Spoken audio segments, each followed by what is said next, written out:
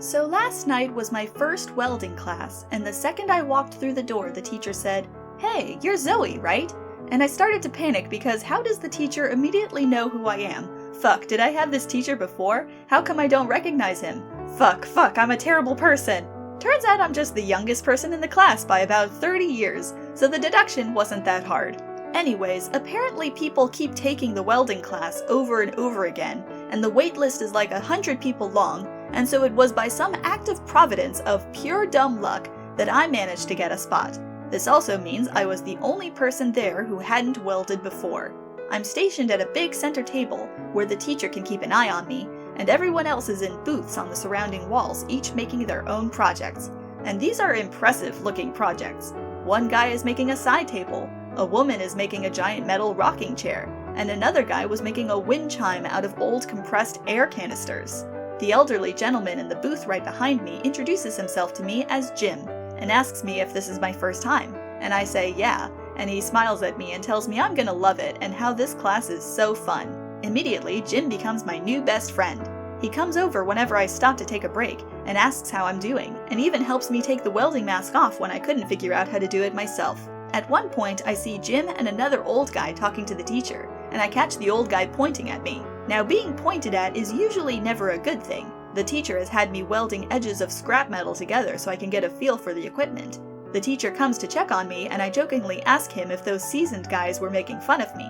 Turns out I'm super good at welding, and the old guy didn't believe it was my first time welding ever, and Jim was trying to convince him I was a newbie.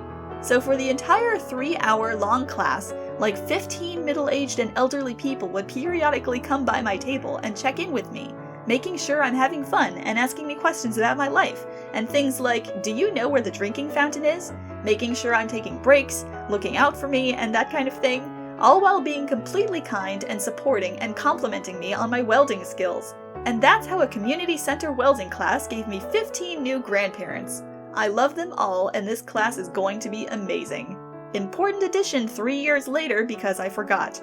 The other elderly gentleman's name is Gino, and spoke with a thick Italian accent and took to calling me Bella for the rest of the semester. Jim made sure to always take the booth closest to me. Another guy in the class named Mike did salvage diving as a hobby and always showed me pictures of the cool stuff he'd found. He also made very cool sculptures out of spoons, forks, and knives. I at one point made an offhand joke that I was moving soon, and was jealous that Mike had all this cutlery to spare to make sculptures out of. I was going to be moving in with my boyfriend, and neither of us really had a lot of kitchenware.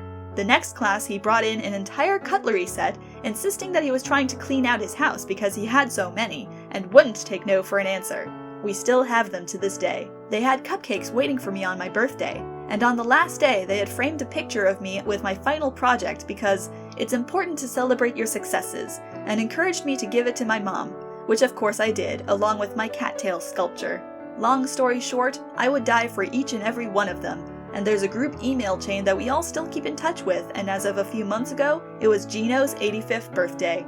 It's stories like these that shake me to my core and remind me that while I am not surrounded by the kindest people, kindness is innate and human.